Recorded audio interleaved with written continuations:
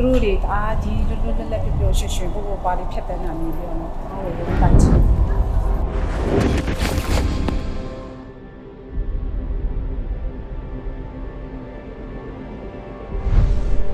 skill တွေနည်းပညာတွေတက်မြောက်မှာသူတို့ရဲ့အနာဂတ်ကမ္ဘာမှာသူတို့အသက်ရှင်ရပ်တည်နိုင်မယ်ဆိုတာကိုကျွန်တော်တို့သတိပြုစေချင်ပါတယ်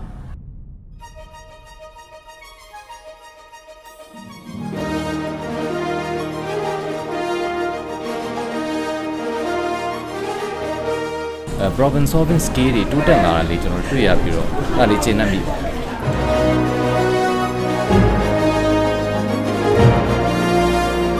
သမီးလေးရဲ့ပြောင်းလဲမှုဆိုတော့သမီးလေးကအင်္ဂလိပ်ပိုင်းမှာဆိုရင်သူအများကြီးတိုးတက်လာတယ်သမီးကိုဒီเจ้าလေးကိုလေသွားဝင်သွားပြီဆိုတော့အမအရန်လေခံစားချက်ပေါ့နော်အဲ့လိုမျိုးမွေးထွင်းထွေးလေးပေါ့အဲ့လိုမျိုးဖြစ်တယ်